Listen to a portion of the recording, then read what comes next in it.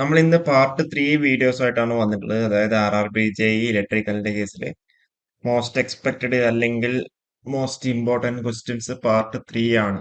Okay. അപ്പോ നമ്മൾ കഴിഞ്ഞ ദിവസങ്ങളൊക്കെ നമ്മൾ ഡിസ്കസ് ചെയ്തേക്കുന്ന സർക്യൂട്ട്സ്, അതായത് ഏറ്റവും ആദ്യത്തെ 4 സബ്ജക്ട് നമ്മൾ ഒരുമിച്ചിട്ട് സർക്യൂട്ട് എന്ന രീതിയിലാണ് പറഞ്ഞേക്കുന്നല്ലേ. അതുമായി റിലേറ്റ് ചെയ്ത ക്വസ്റ്റ്യൻസിന്റെയാണ് നമ്മൾ ഇന്നും ഡിസ്കസ് ചെയ്യുന്നുണ്ടാവുക. അപ്പൊ നമുക്ക് നല്ല വീഡിയോയിലോട്ട് പോവാം. Determine the Norton's current in ampere and Norton's resistance in ohm respectively for the given electrical circuit across the load resistance RL. Okay, അപ്പോൾ ഇങ്ങനെ ഒരു ക്വസ്റ്റ്യൻ വരുമ്പോൾ നമ്മൾ ഏറ്റവും നോക്കേണ്ട, നമുക്ക് ഇതിൻ്റെ ഓപ്ഷൻസ് നോക്കാം. ഓപ്ഷൻസ് നോക്കൂ, കണ്ടോ ഡിഫറെൻറ്റ് വാല്യൂസാണ് എല്ലാം വരുന്നത് അല്ലേ. അപ്പോൾ എന്താ, നമുക്ക് ഏതെങ്കിലും ഒന്ന് മാത്രം കണ്ടുപിടിച്ചാൽ മതി. ഇവിടെ മാത്രം ചെറിയ അടുത്തടുത്തുള്ള വാല്യൂസ് വരുന്നുള്ളൂ അല്ലേ. ബാക്കിയൊക്കെ എന്താ, ആർ എൻ കണ്ടുപിടിക്കുമ്പോൾ കണ്ടുപിടിച്ചാൽ നമുക്ക് അപ്രോക്സിമേറ്റ് ആയിട്ട് നമുക്ക് ഏതാണ് ആൻസർ ഇല്ലാതെ നമുക്ക് കണ്ടുപിടിക്കാൻ വേണ്ടി പറ്റും. ഓക്കെ, അപ്പോൾ നമുക്ക് ഫസ്റ്റ് ആർ എൻ കാണാം. ഓക്കെ, ആർ എൻ എങ്ങനെ കാണാം? ആർ എൻ കാണുമ്പോൾ എന്ത് ചെയ്യാം, ഇവിടെയില്ല വോൾട്ടേജ് സോഴ്സ് എന്ത് ചെയ്യാം, ഷോർട്ട് ചെയ്യാം. ഓക്കെ, ഈ ആറിൽ റിമൂവ് ചെയ്യാം. ഓക്കെ, ഈ ആറിൽ റിമൂവ് ചെയ്തിട്ട് എന്താ ഇവിടുന്ന് നമ്മൾ നോക്കുക. ഓക്കെ, അപ്പോൾ അങ്ങനെ നോക്കുമ്പോൾ എന്ത് ചെയ്യാം, R N S equal to നമുക്ക് എന്ത് ചെയ്യാം, R N S equal to 8 parallel with 4 plus 5 വരും. ഓക്കെ, അപ്പോൾ 8 പാരലൽ വിത്ത് 4 എന്ന് വെച്ചാൽ 8 × 4 / 8 + 4. ഓക്കെ, പ്ലസ് 5 വന്നു അല്ലേ. അപ്പം നമുക്ക് ഇതിൽ നിന്ന് നമുക്ക് ആൻസർ കിട്ടാം. നമുക്കിത് കാൽക്കുലേറ്റ് ചെയ്യേണ്ട ആവശ്യമില്ല. എന്താ 5 + സംതിങ്. അപ്പം എന്താ ഒബ്വിയസ്ലി എന്തായിരിക്കും, ഓപ്ഷൻ എ ആയിരിക്കും കറക്റ്റ് ആൻസർ ആയിട്ട് വരിക. ആർ എന്ന് പറഞ്ഞാൽ ബാക്കിയുള്ളതൊക്കെ എന്താ <5 ആണ്. ഓക്കെ, അപ്പം എന്ത് ചെയ്യുക, 7.66 ഇതാണ് കറക്റ്റ് ആൻസർ ആയിട്ട് വരിക. ഓക്കെ, കാരണം എന്ന് വെച്ചാൽ കോമ്പറ്റീവ് എക്സാം പോലെ ഫീൽ എന്താ ടൈം വളരെ വളരെ ഇമ്പോർട്ടൻ്റ് ആണ്. ഓക്കെ, അപ്പോൾ എന്ത് നമുക്കിത് പെട്ടെന്ന് നമുക്ക് ആൻസർ കിട്ടും. 8 × 4 / 8 + 4 + 5 ആണ് വരിക. ഓക്കെ, ഇവിടെ എന്താ 5+ ഉണ്ടായതുകൊണ്ട് എന്താ ഓപ്ഷൻ എ മാത്രമേ 5+ വരുന്നുള്ളൂ, നോർട്ടൺസ് റെസിസ്റ്റൻസ്. ഓക്കെ, അപ്പോൾ ഒബ്വിയസ്ലി എന്താ നമുക്ക് ഗോ ഫോർ എന്താ ഓപ്ഷൻ 1. ഓക്കെ, അപ്പോൾ ഇങ്ങനത്തെ ക്വസ്റ്റ്യൻസ് ഒക്കെ വന്നാൽ എന്ത് നമുക്ക് അധികം ടൈം എന്ത് ചെയ്യുക, സേവ് ചെയ്യാൻ വേണ്ടി പറ്റും. ഓക്കെ, നൺ ഓഫ് ദീസ് ഉണ്ടെങ്കിൽ നമുക്ക് ചെയ്യാൻ വേണ്ടി പറ്റില്ല, പക്ഷേ ഈ ഓപ്ഷനിൽ എന്താ നൺ ഓഫ് ദീസ് ഇല്ല. ഓക്കെ, അപ്പോൾ എന്ത് നമ്മുടെ ആൻസർ ഓപ്ഷൻ എ തന്നെ ആയിരിക്കും. ഓക്കെ, ഇനി വേണമെന്നുണ്ടെങ്കിൽ നമുക്കത് കൺഫേം ചെയ്യാൻ വേണ്ടിയിട്ട് എന്ത് ചെയ്യാം, ഓക്കെ ഇത് 5+ സംതിങ്, അതായത് നമുക്ക് എന്തായാലും ഒരു 5 + 32 / 12 വരും. ഓക്കെ, അപ്പോൾ എന്ത് ചെയ്യുക, 2 പോയിന്റ് സംതിങ് വരുള്ളൂ. 3 ആണെന്ന് വെച്ചാൽ 36 ആവില്ലേ, 12 × 3 പറഞ്ഞാൽ 36 ആയി. അപ്പോൾ 2 പോയിന്റ് സംതിങ്. അപ്പോൾ 5 + 2 പോയിന്റ് സംതിങ് പറയുമ്പോൾ 7 point something. Okay, 7 point something. Obviously option A ആണ് കറക്റ്റ് ആൻസർ. ഇനിയിപ്പം നോർട്ടൺസ് കറണ്ട് കണ്ടുപിടിക്കണം എന്ത് ചെയ്യുക, ഈ നോർട്ടൺസ് കറണ്ട് കണ്ടുപിടിക്കണം എന്ത് ചെയ്യുക, ഇവിടെ നമ്മൾ ഷോർട്ട് ചെയ്യും അല്ലേ. ഈ ആറിൽ മാറ്റിയിട്ട് അവിടെ എന്ത് ചെയ്യും, നമ്മൾ ഷോർട്ട് ചെയ്യും. ആറിൽ മാറ്റിയിട്ട് അവിടെ നമ്മൾ ഷോർട്ട് ചെയ്യും നോർട്ടൺസ് കറണ്ട് കണ്ടുപിടിക്കാൻ വേണ്ടിയിട്ട്. ഓക്കെ, അപ്പോൾ അതെങ്ങനെ ചെയ്യാം, അതെങ്ങനെ വേണമെങ്കിലും ചെയ്യാം. ഓക്കെ, അതിപ്പോൾ വേണമെങ്കിൽ നമുക്കിവിടെ വി ആയിട്ട് കൊടുക്കാം. ഓക്കെ, അപ്പം ഇതിന് ഓർഡർ അനാലിസിസ് ചെയ്താലും തരും വി മൈനസ്, അതായത് ഇങ്ങോട്ട് എടുക്കാം. Okay, V minus 24 / 4 plus v/8. Okay, plus v/5 = 0 എന്ന് എഴുതാം. ഓക്കെ, അപ്പം നമുക്ക് 40 നമുക്ക് എൽസിയം ആയിട്ട് എടുത്താൽ, ഓക്കെ 48 എൽസിയം എടുത്താൽ ഇവിടെ എന്ത് വരും, 10 വരും. അപ്പോൾ എന്താ 10v - 240. Okay, plus 5v.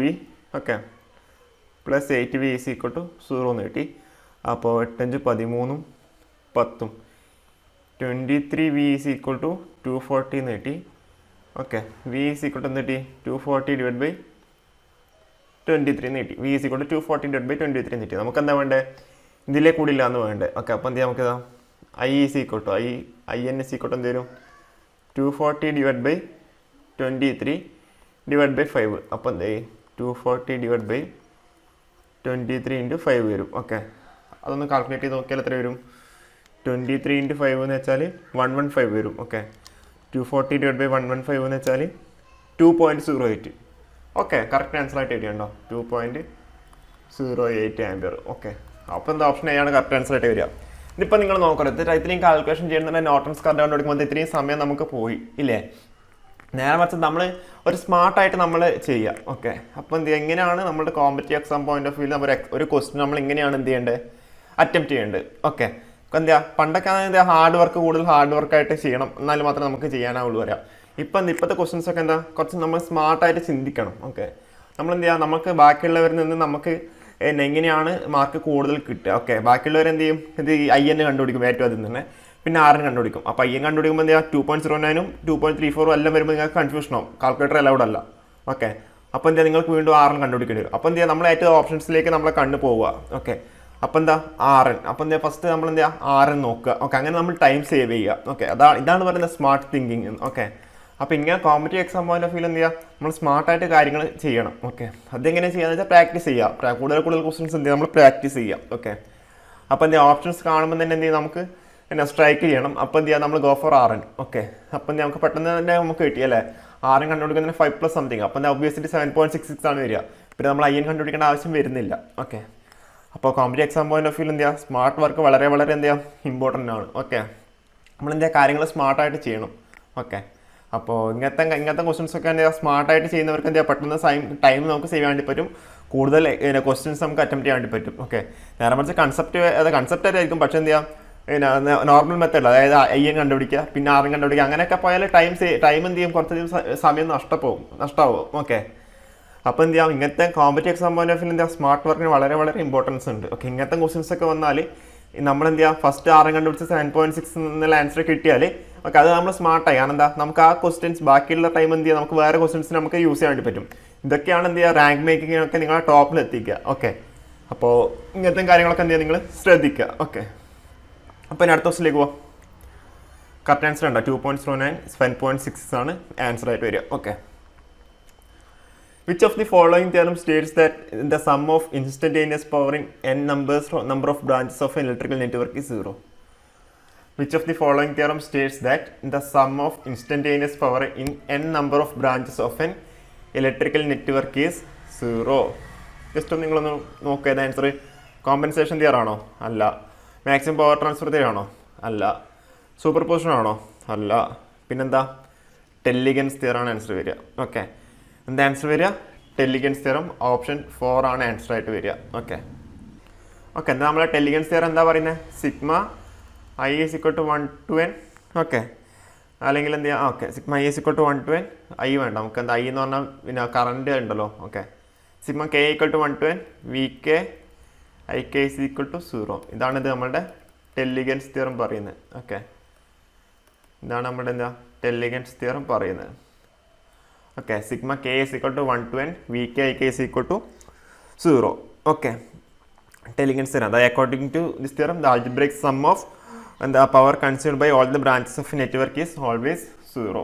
Okay, അപ്പോൾ ഇതാണ് നമ്മളെ ടെല്ലിഗൻസ് തിയറം. ഓക്കെ, അപ്പോൾ ഇനി അടുത്ത ക്വസ്റ്റിലേക്ക് പോകാം. Kirchhoff's voltage law is based on which of the following principle? Kirchhoff's voltage law is based on which of the following principle? എന്താ, conservation of charge, conservation of energy, conservation of force, conservation of momentum. ഇത് നിങ്ങൾ ഞാനങ്ങനെ ഒരു short cut method നിങ്ങൾക്ക് പറഞ്ഞിട്ടുണ്ടായിരുന്നു അല്ലേ, KCL KVL അല്ലേ.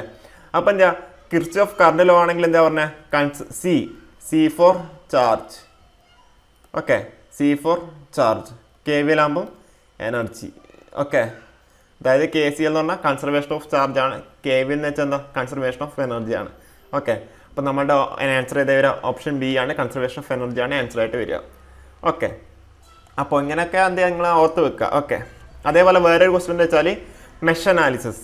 Okay, mesh analysis ഉണ്ട്, അതേപോലെ എന്തുണ്ട്, നോഡൽ അനാലിസിസും ഉണ്ട് അല്ലേ.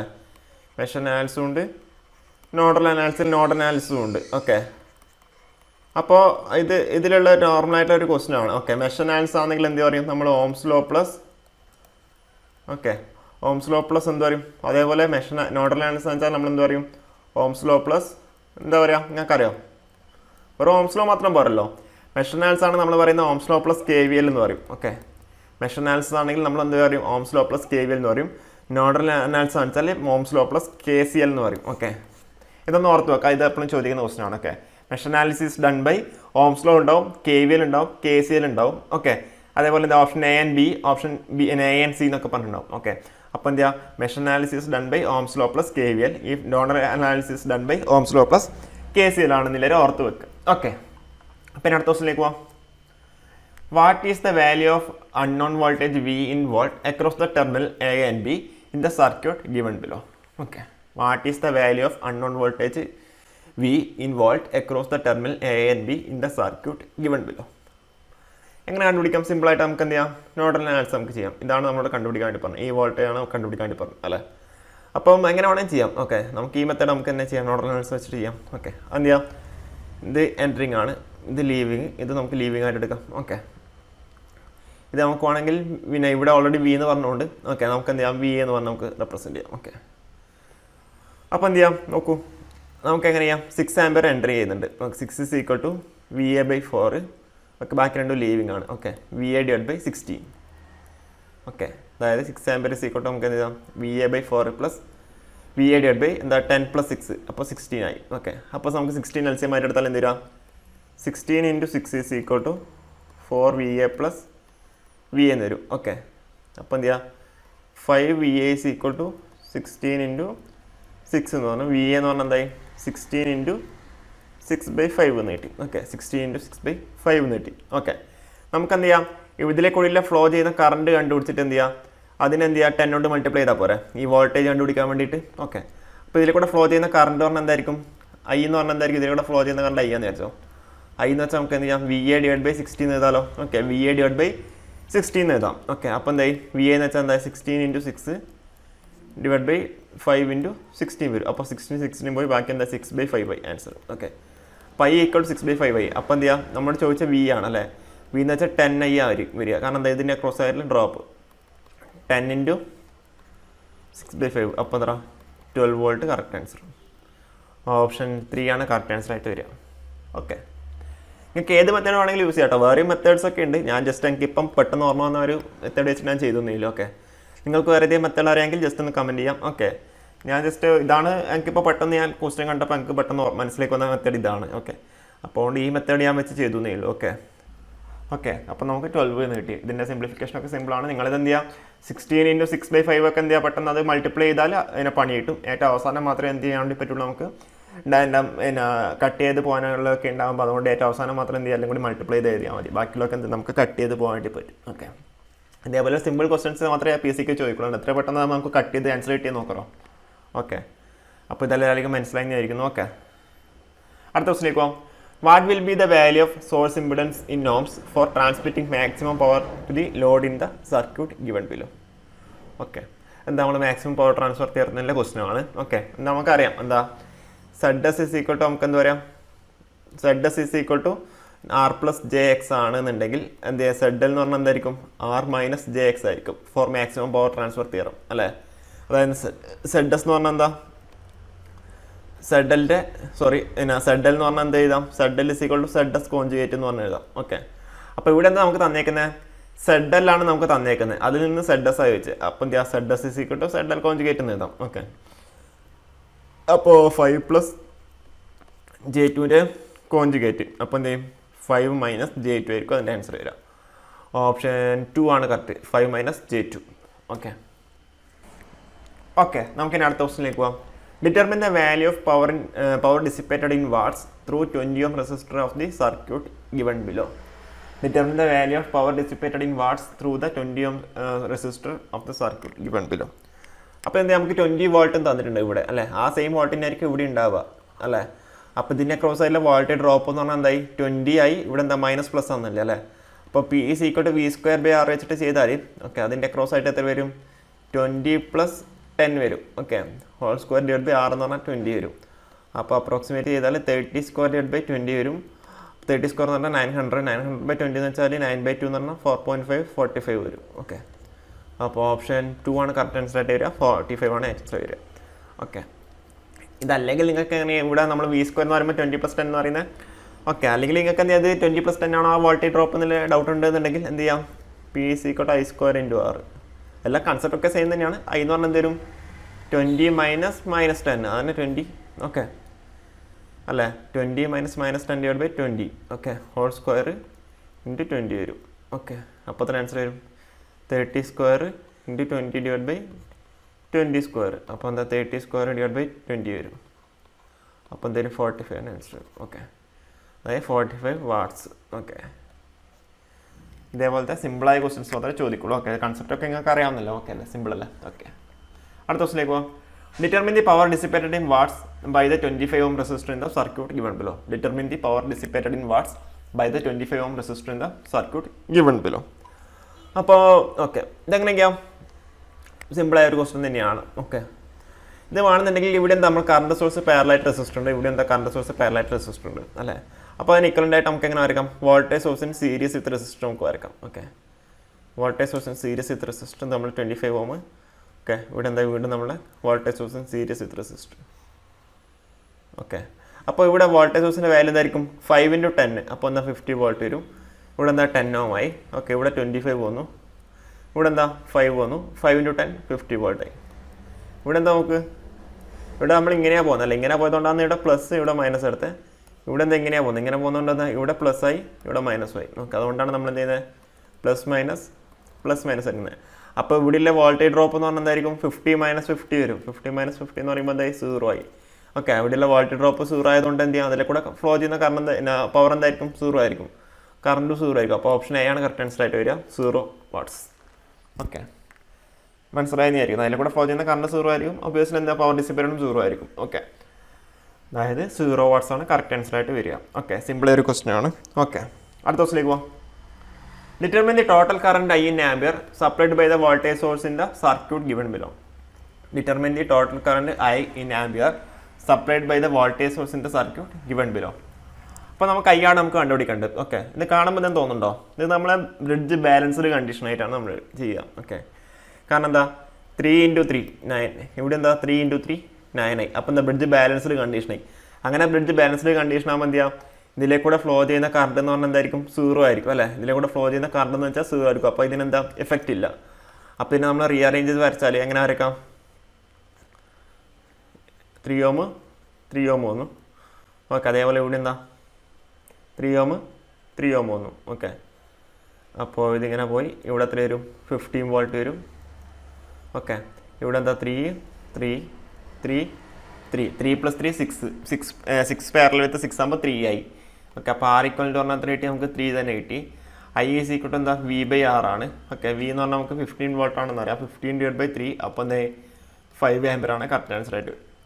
ഓപ്ഷൻ 3 ആണ് കറക്റ്റ് ആൻസർ. ഓക്കെ, ഓപ്ഷൻ 3 ആയിട്ട് നമുക്ക് കറക്റ്റ് ആൻസർ ആയിട്ട് കിട്ടിയിട്ടുണ്ട്. ഓക്കെ, സിമ്പിളായൊരു ക്വസ്റ്റ്യൻ ആണ്. ഓക്കെ, അപ്പോൾ അടുത്ത ക്വസ്റ്റ്യനിലേക്ക് പോവാം. Determine the Norton's equivalent current in ampere and Norton's resistance in ohm respectively for the given electrical circuit. Okay, അപ്പോൾ ഇതെന്താ നിങ്ങൾ നോക്കുക, ഏറ്റവും എന്ന് കണ്ടോ നോർട്ടൺസ് കറന്റ് തന്നിരിക്കുന്നുണ്ട്. എല്ലാം എന്താ 1.16 2.34 4.4 2.3. ഓക്കെ, നേരെ മറിച്ച് നോർട്ടൺസ് റെസിസ്റ്റൻസ് ഒക്കെ 12 14 16 10. എത്ര സിമ്പിളായിട്ട് നമുക്ക് കണ്ടുപിടിക്കാം. ഫസ്റ്റ് നമുക്ക് ഒബ്വിയസ്ലി എന്താ നോർട്ടൺ റെസിസ്റ്റൻസിനെ കണ്ടുപിടിക്കാം. ഓക്കെ, അപ്പോൾ എന്ത് ചെയ്യാം, വോൾട്ടേജ് ഷോർട്ട് ചെയ്യുക. അപ്പോൾ RNS = നമുക്ക് എന്ത് ചെയ്യാം, ഈ 8 8 പാരലായി അതിന് സീരീസ് ആയിട്ട് 8 Ω ഉണ്ട്. ഓക്കെ, അപ്പോൾ എന്ത് ചെയ്യാം 8 പാരലൽ വിത്ത് 8. ഓക്കെ, അതിന് സീരീസ് ആയിട്ട് എന്ത് ചെയ്യാം 8 വന്നു. അപ്പോൾ എങ്ങനെയാണ് 8 × 8 / 8 + 8 വരും. ഓക്കെ, അപ്പോൾ 64/16 വരും. അപ്പോൾ 4 വരും. 4 + 8 എന്ന് പറഞ്ഞാൽ 12 ആയി. അപ്പോൾ ഓപ്ഷൻ എ ആണ് കറക്റ്റ് ആൻസർ ആയിട്ട് വരിക. ഓക്കെ, ഓപ്ഷൻ എ ആണ് കറക്റ്റ് ആൻസർ ആയിട്ട് വരിക. 12 Ω കൊണ്ടാണ് അത്ര സിമ്പിളായിട്ട് കിട്ടിയാൽ നോക്കും. ഫസ്റ്റ് നിങ്ങൾ നോർട്ടൺസ് കറണ്ട് കണ്ടുപിടിക്കാണ്ട് പോയിട്ടുണ്ടെങ്കിലോ നിങ്ങൾ അവിടെ ഇങ്ങനെ അതുകൊണ്ട് കളിച്ചുകൊണ്ടേയിരിക്കും. ഓക്കെ, അപ്പോൾ ഇങ്ങനത്തെ ക്വസ്റ്റൻസ് ഒക്കെ വന്നാൽ നമ്മൾ ഫസ്റ്റ് പ്രിഫർ ചെയ്ത നോർട്ടൺസ് റെസിസ്റ്റൻസ് കണ്ടുപിടിക്കാൻ വേണ്ടിയിട്ട് ചെയ്യാം. ഓക്കെ, ഇനിയിപ്പോൾ വേണമെന്നുണ്ടെങ്കിൽ നമുക്ക് നോർട്ടൺസ് കറണ്ട് കണ്ടുപിടിക്കാം. നോർട്ടൺസ് കറണ്ട് കണ്ടുപിടിക്കുമ്പോൾ ഇവിടെ നമ്മൾ ഷോർട്ട് ചെയ്യും. ഓക്കെ, ഇവിടെ നമ്മൾ ഷോർട്ട് ചെയ്യുമ്പോൾ എന്തെങ്കിലും നമുക്ക് V ആയിട്ട് എടുക്കാം. ഓക്കെ, അപ്പോൾ എന്ത് ചെയ്യാം, എന്താണ് നമുക്ക് കറണ്ട് പിന്നെ ഫ്ലോ ഇങ്ങനെ എടുക്കാം, V - 28/8. Okay, plus V/8. Okay, plus V/8 = 0. Okay, അപ്പം എന്ത് ചെയ്യാം 8 എല്ലാം പോയി. അപ്പോൾ എന്താ 3V = 28 കിട്ടും. V = എത്ര 28/3 ആണ്. Okay, V = 28/3. അപ്പോൾ ഇതിലെ കൂടിയുള്ള കറണ്ടാണ് I ആണെന്ന് കണ്ടുപിടിക്കേണ്ടത്. അപ്പോൾ I = എന്ത് വരും 28/3/8 വരും. ഓക്കെ, അപ്പോൾ എന്താ 28/3 × 8 ആയി. അപ്പോൾ എന്ത് ചെയ്യാം 28/24 ആയി.